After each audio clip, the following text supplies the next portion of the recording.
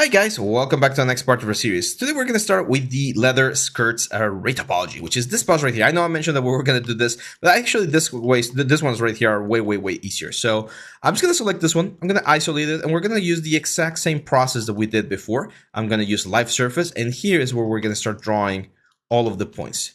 Now, as we've mentioned before, the most important thing about doing this process is to try to do it as with big chunks as possible, like you can see right here.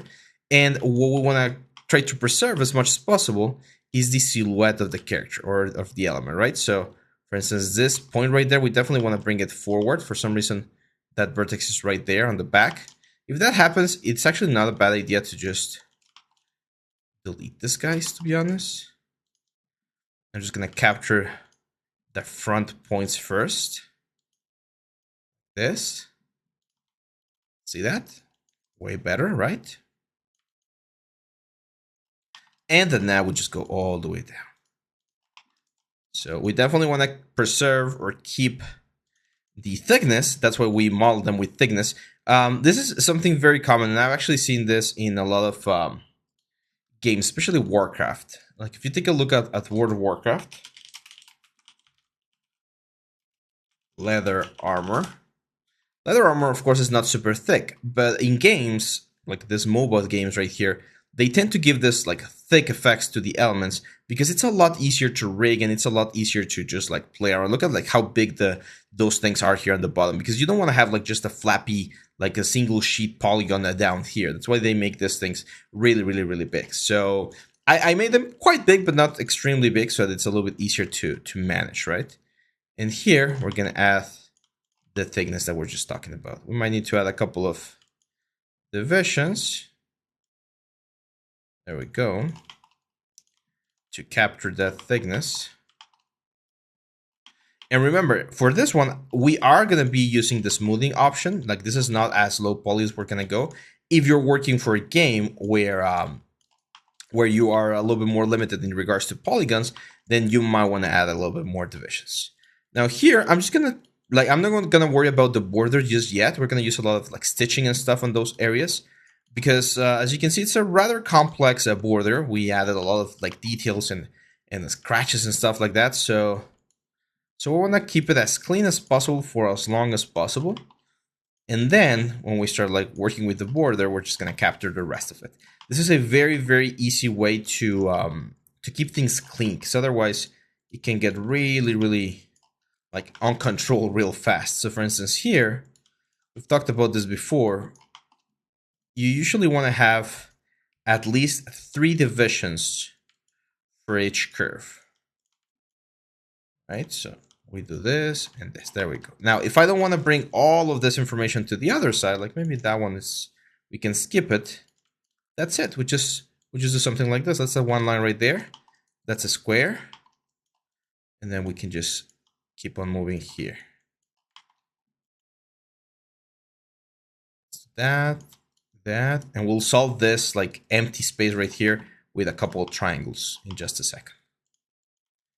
We just keep going here, add one more division there, pull this in, because remember, again, we're gonna smooth this out. So when we smooth, we're gonna gain quite a bit of retopology. We're gonna win quite a bit of topology, rather, not retopology, topology, and that will allow us to capture more of the detail. So here, that's a square, and that's a square, perfect. If we need to, we can add one line later, right there, but so far, I don't think we need it. There we go.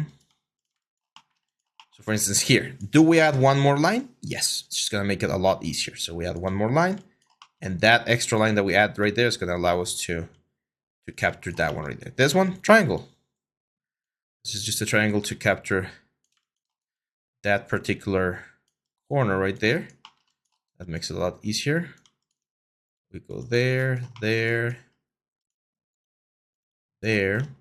square. See how clean the topology is looking, right? Some of you might be like, "Oh, can we please fix this?" Yes, of course. Here's the easy fix. I'm going to use a reduction technique. So remember the reduction technique. We go here, corner, and then here, here, down, and then corner and corner. Oh. That's it. So now we have 3 lines right there, and we should have 3 lines right here.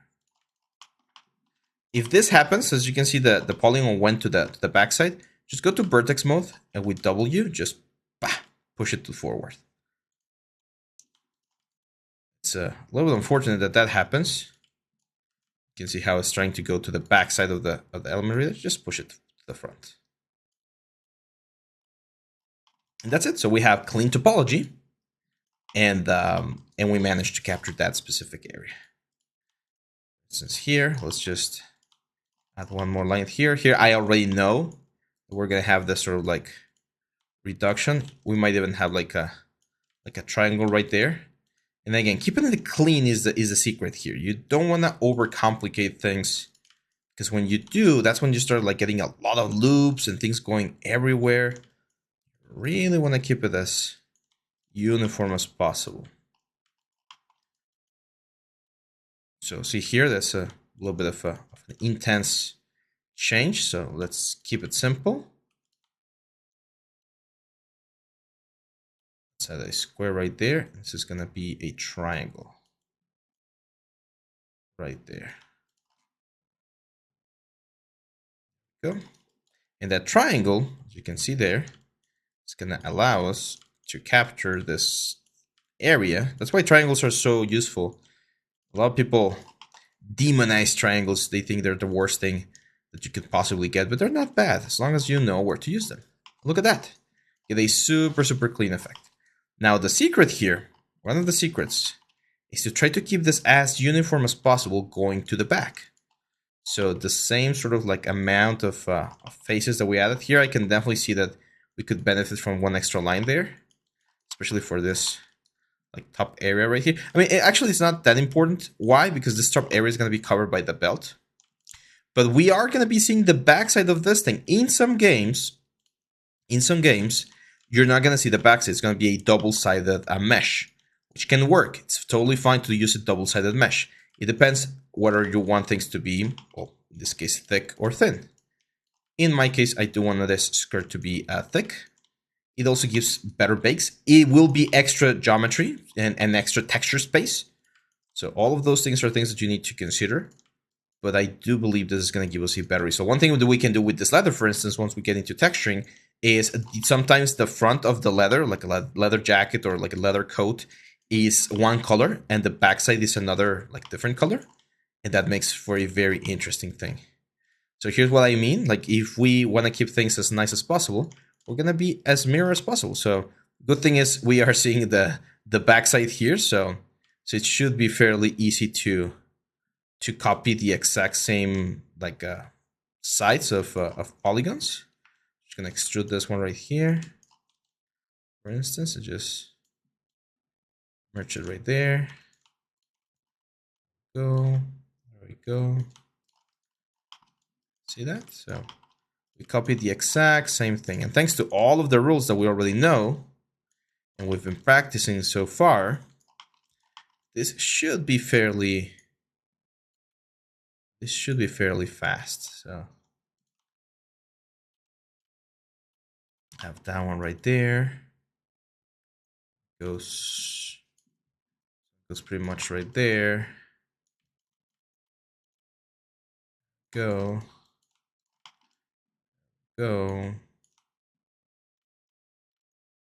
This is a triangle, if I'm not mistaken. Yep. As you can see, we just continue the border in the most precise way possible. That's a triangle right there.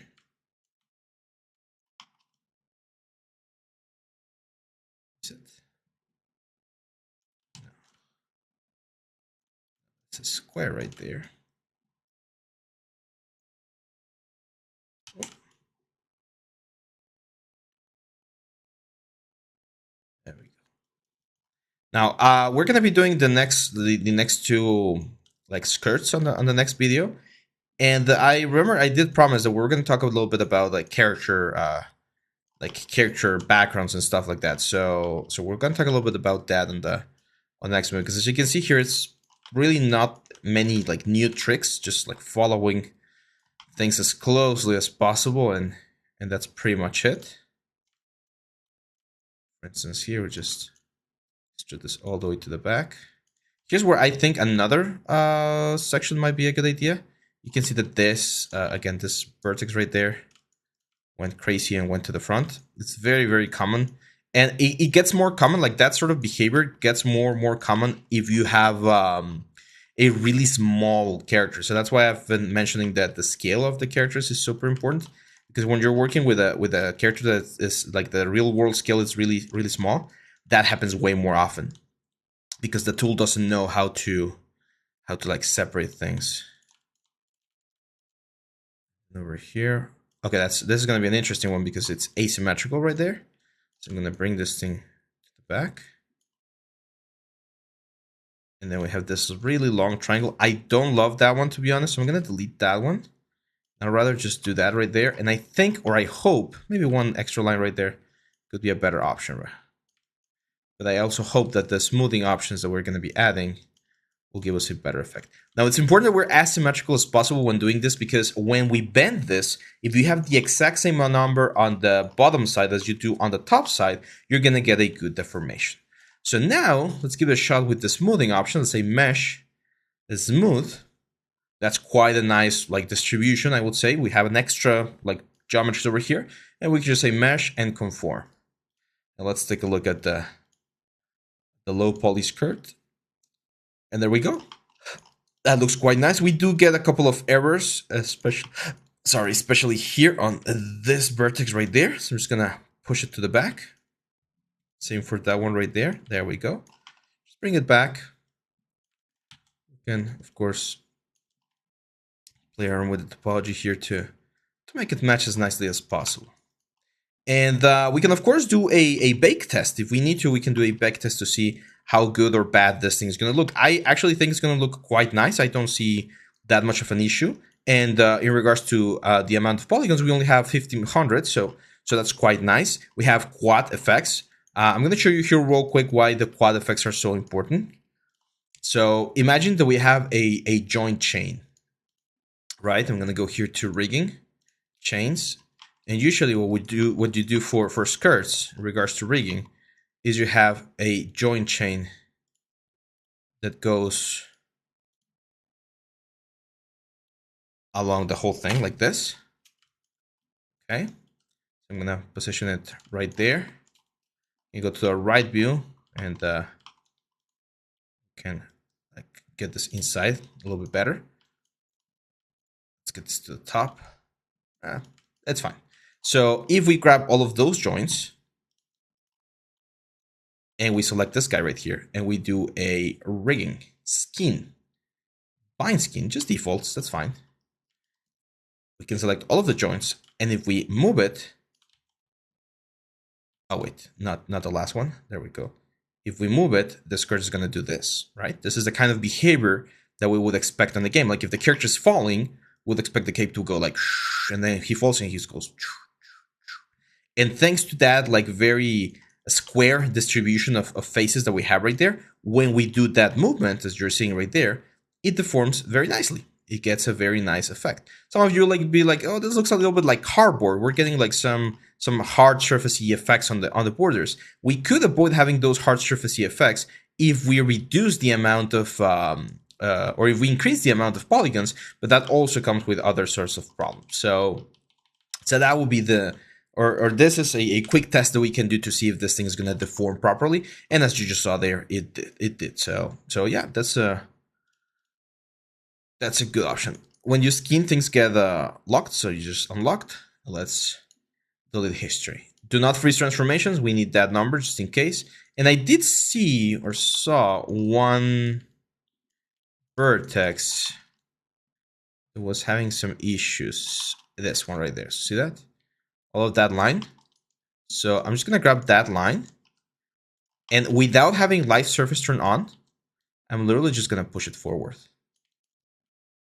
Okay, that's another like trick that you can do if you're having issues. Don't use live surface. Just just push it forward so that it's like right on top of the surface that you want, and that should give you a better distribution. So if you find a couple of vertices that you want to fix, this is a good way to do it for this particular one. I can see the same thing is happening right here. The conform works really well when the meshes are thicker. That's also why I made this leather scraps like thicker on the sculpting side of things, because I knew that this was going to eventually happen on the retopology. So you want to keep things a little bit thicker than you might usually. Look at that, like that vertex right there. Isolate.